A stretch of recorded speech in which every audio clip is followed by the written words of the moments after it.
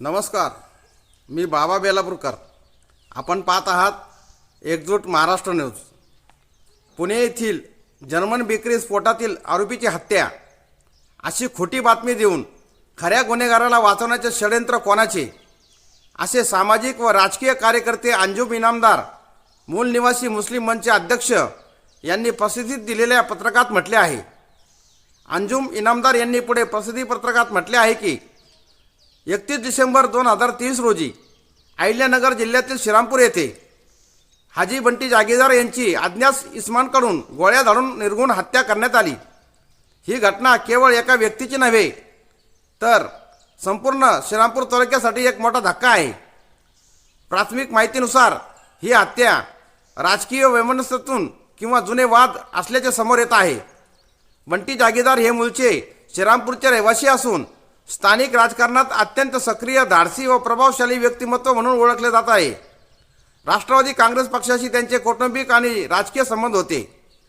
त्यांच्या आई श्रीरामपूर नगर परिषदेच्या माजी नगरसेविका होत्या, तर त्यांचे चुलत बंधू रईस जागीरदार हे नुकतेच काँग्रेस पक्षाचे नगरसेवक म्हणून निवडून आलेले आहेत.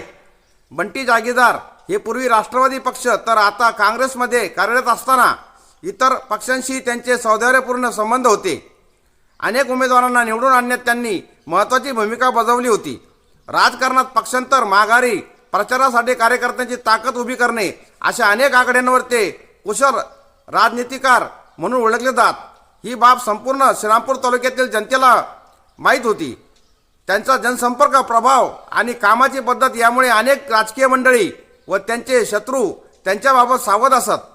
नेमका कोणत्या पक्षाने कोणता निर्णय घेतील हे कोणालाही सांगता येत नसे. अशा अत्यंत हुशार, धाडसी आणि जिगरबाज व्यक्तीच्या अचानक जाण्याने जनमानसात प्रचंड हळहळ व्यक्त होत आहे. ही पोकळी कधीही भरून न निघणारी आहे. पुढे जाऊन त्यांनी दिलेल्या प्रसिद्धी पत्रकात अंजुम इनामदार म्हणतात की 1 ऑगस्ट 2012 रोजी लोकशाहीर अण्णाभाऊ साठे यांच्या जयंतीच्या दिवशी पुण्यात कमी तीव्रतेचे साखळी बॉम्बस्फोट झाले होते. या घटनेचा तपास दिल्ली स्पेशल सेल आणि महाराष्ट्र ATS यांनी संयुक्तपणे केला. दिल्ली स्पेशल सेलने 4 संशयित आरोपी तर महाराष्ट्र ATSने 4 संशयित ताब्यात घेतले. या 8 संशयितांपैकी बंटी जागीरदार यांचे नाव होते. मात्र या सर्व संशयितांपैकी बंटी जागीरदार हे एकमेव व्यक्ती होते ज्यांना अवघ्या 2 वर्षात न्यायालयाने जामिनावर मुक्त केले. पुण्यातील जंगली महाराज रोड बॉम्बस्फोट प्रकरणाची मुंबई न्यायालयात फास्ट ट्रॅकवर दररोज सुनावणी सुरू असून लवकरच या खटल्याचा निकाल अपेक्षित आहे. अजमेर शरीफ दर्गा, मालेगाव, मक्का मस्जिद, समझौता एक्सप्रेस यांच्यासारख्या अनेक बॉम्बस्फोट प्रकरणाचा बारकाईने अभ्यास केला असता बहुतेक प्रकरणात निर्दोष व्यक्तींना संशयाच्या आधारे अटक करून नंतर न्यायालयात त्यांची निर्दोष सुटका झाल्याचे वास्तव समोर येते. त्यामुळे पुणे जंगली महाराज बॉम्बस्फोट प्रकरणातील सत्य काय आहे हे न्यायालयाच्या निकालातून स्पष्ट होईल याची सर्वांना प्रतीक्षा आहे. खोटी बातमी आणि धोकादायक दिशाभूल. अत्यंत गंभीर बाब म्हणजे जर्मन बेकरी बॉम्बस्फोटातील आरोपी बंटी जागीरदार यांची हत्या. अशी खोटी व दिशाभूल करणारी बातमी काही इलेक्ट्रॉनिक आणि प्रिंट मीडियाने प्रसारित केली. यामागचा हेतू काय? जर्मन बेकरी बॉम्बस्फोटाचा खरा सूत्रधार सारंग अकोलकर म्हणजेच सारंग कुलकर्णी आजतागायत फरार आहे. तपास यंत्रणांना त्याचा मागमूसही लागलेला नाही. मग प्रश्न उपस्थित होतो की बंटी जागीरदार यांच्या हत्येचा वापर करून जर्मन बेकरी बॉम्बस्फोट त्यांच्या माथी मारण्याचा आणि खऱ्या आरोपीला वाचवण्याचा प्रयत्न कोण करत आहे? कोणाच्या इशाऱ्यावर माध्यमे कोणतीही खात्री न करता अशा संवेदनशील आणि समाजात ते निर्माण करणाऱ्या खोट्या बातम्या पसरवत आहेत. हे केवळ पत्रकारितेचे अपयश नाही तर देशातील तपास यंत्रणा, न्यायालय आणि समाजाच्या शांततेशी केलेली घोर फसवणूक आहे. यापूर्वी अनेक वेळा एखाद्या मुस्लिम व्यक्तीला संशयित ठरवून सूत्रांकडून मिळालेल्या माहितीच्या नावाखाली समाजात द्वेष पसरवण्याचे काम काही माध्यमांनी केलेले आहे. वृत्तपत्रातील बातम्या आणि प्रत्यक्ष आणि तपास यंत्रणाची चार्जशीट यामध्ये मोठी तफावत आढळते. हे वास्तव अनेक खटल्यातून सिद्ध झालेले आहे. शेवटी एक प्रश्न उभा राहतो, तो म्हणजे खोट्या बातम्यांद्वारे कोणाचे पाप झाकले जात आहे? कोणाच्या संरक्षणासाठी मृत व्यक्तीची प्रतिमा मलिन केली जात आहे? आणि माध्यमांची ही बेजबाबदार भूमिका लोकशाहीसाठी किती घातक आहे?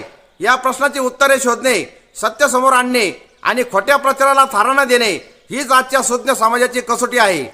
अंजुम इनामदार यांचा व्हिडिओ आम्ही पुढे तुम्हाला देत आहोत. काल श्रीरामपूर अहिल्यानगर या ठिकाणी काही गुंडांनी बंटी जागीरदार त्याची हत्या केली. हत्या केल्यानंतर तुरंत काही वृत्तपत्रांनी आणि इलेक्ट्रॉनिक प्रिंट मीडियाने असं दाखवण्याचं काम केलं की पुणे जर्मन बेकरी बॉम्ब विस्फोटाचा आरोपी असलेला बंटी जागीरदार याची हत्या करण्यात आली.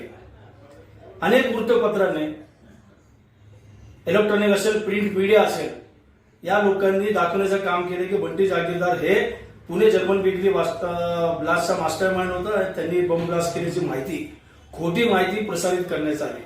वास्तविक पाहता पुणे जंगली महाराज ब्लास्ट मध्ये, पुणे येथे झालेला सागरी बॉम्ब विस्फोट जंगली महाराज ब्लास्ट मध्ये त्याचं नाव होता आणि 2 वर्षाच्या आत त्या व्यक्तीला तुरंत त्याला जामिनावर सोडण्यात आला, कारण त्याचा रोल खूप छोटा त्याच्यामध्ये दाखवण्यात आलेला आहे. तो व्यक्तीबद्दल अशा प्रकारचा गैरप्रचार करणे, चुकीची माहिती देणे वास्तविक पाहता हे चुकीचं आहे. त्या सर्व वृत्तपत्राचा आणि इलेक्ट्रॉनिक प्रिंट मीडियाचा आम्ही खंडन करतो. वास्तविक पाहता सदर व्यक्ती जे आहे ते श्रीरामपूर येथील राहणारा व्यक्ती आहे, दबंग आहे, अनेक पक्षामध्ये त्याचे चांगले संबंध आहे. कदाचित इतर पक्षाचे लोकांनी त्याचं नाव बदनाम व्हावं याकरिता केलेलं एक षड्यंत्र असू शकतो. मात्र जर्मन बेकरी ब्लास्टचा जोडणं मला वाटतं कुठेतरी चुकीची बाब आहे. त्याबद्दल पोलीस प्रशासनाने आणि ज्या वृत्तपत्राने चुकीची माहिती दिली त्यांच्यावर कायदेशीर गुन्हा दाखल होणे खूप गरजेचं आहे. वास्तविक पाहता सदर जर्मन बेकरी ब्लास्टचा जे आरोपी आहे सारंग अकोलकर, ही व्यक्ती आज रोजीपर्यंत पुणे एटीएस असू द्या किंवा एनआय नॅशनल इन्व्हेस्टिगेशन एजन्सी असू द्या या लोकांना तो मिळालेला नाही. त्याचा